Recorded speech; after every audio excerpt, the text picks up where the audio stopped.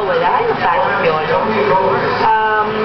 Sa akin, kahit sino pang nakasama niya, kahit kailan pa, basta alagaan lang niya sarili niya.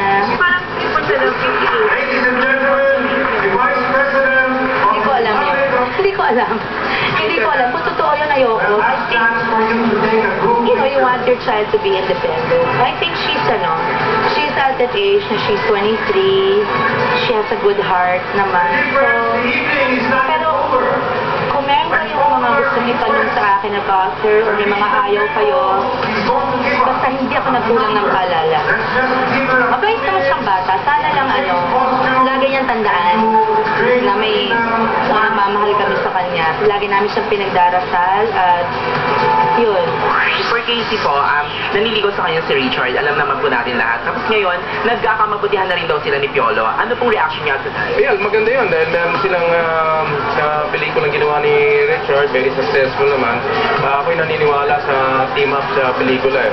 May mga ibang tao na bagay, yung mga love team or yung team up, whether it's the love team or just a team.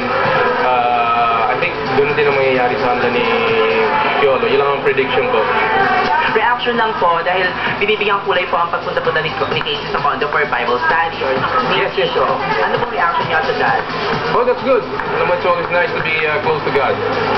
Kanino po kayo mas boto? Kay Richard o kay Piolo?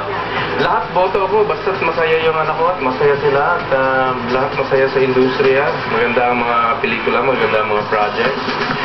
Basta halimbawa, masaya, doon din ako. Masaya, malapit sa Diyos, bongga. I love Gabby. May prediction pa sa Correct. Okay. Mga kaibigan, dinig ng SNN ang boses ng bayan. Kaya hingi namin ang opinion ninyo sa biggest issue of the day.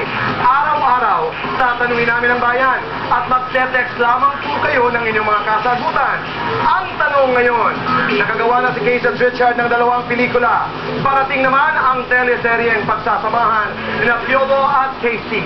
Kayo, sino sa 2 leading men pang ito ang gusto ninyong sunod na makapareha ni Casey? A. John Lloyd Cruz. B. Sam Melby. Text na. At mas marami pang maiinit sa balita.